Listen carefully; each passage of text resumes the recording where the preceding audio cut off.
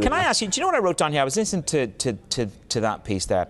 In a disintermediated world, which is where Binny Smoggy began his proposition to Guy, translate that to me on where I want to be long and where I want to be short as we go forward. I'm not going to ask you for a 5-year trade, but I'm going to say the world is becoming more disintermediated. There's no doubt about it. If it's Trump on Syria, Trump on Turkey, you've got Brexit and you've got internal impeachment issues.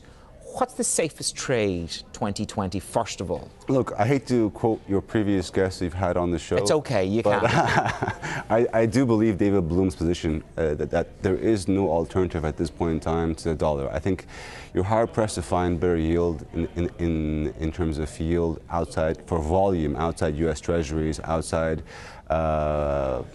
dollar, outside Asian dollar-denominated debt. I think the trades for the year next year probably are going to be more along the lines of Chinese fixed income, Asian fixed income, because that's the only place where... Is that a chase for yield? I mean, we'll talk more about EM a little bit later on. I think we're looking for yield now. At this point in time, I think we're looking for yield. We know the curve is going to stay flat for quite a long time right now.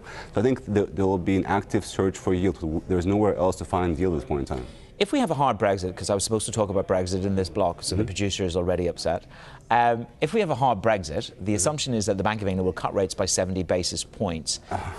You don't seem convinced on that? No, I think they'll cut before that, because if we have one more extension, again... You think if we go for an extension, we get another cut? I think if we see one more extension, they'll be moving in 25 basis points again.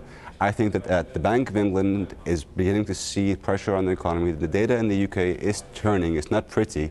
And I think if we see that lack of progress in finding a resolution, we'll see the Bank of England move before the Brexit if we have one more extension.